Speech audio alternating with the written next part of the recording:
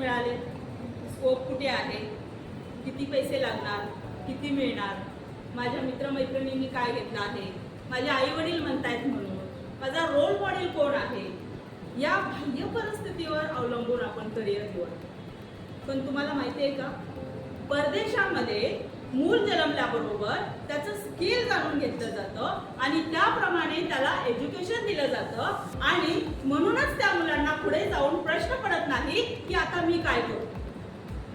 पण या उलट आपल्या भारत देशामध्ये ग्रॅज्युएशन जरी मुलं झाली आणि 99% जरी त्यांना मिळाले तरी त्यांना प्रश्न असतो की आता मी काय करू. खरं तर निसर्गाने प्रत्येक मुलाला काही वैशिष्ट्ये दिलेले आहेत तर काही वैगुण्य सुद्धा दिलेले आहेत.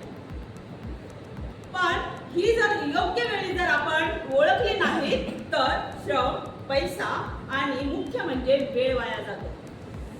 योग्य वयात जर आपण योग्य गाईडलाईन्स आपल्याला नाही मिळाली तर त्या मुलांची प्रगती खुंटते आणि भावी आयुष्यात त्यांना योग्य तो मार्ग मिळत नाही.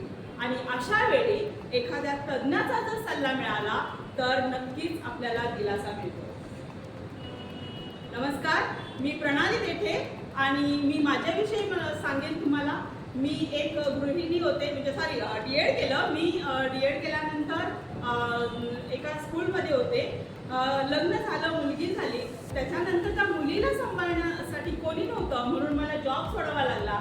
मी तिची 10वी होईपर्यंत घरीच होते, 24 तास वेळ तिला दिला. आणि ती जेव्हा कॉलेजला जायला लागली तेव्हा मला प्रश्न पडला की आता मी काय करू आणि हे आयुष्य असंच काढायचं का. आणि म्हणून मग मी असा जवळजवळ 6 महिने विचार करत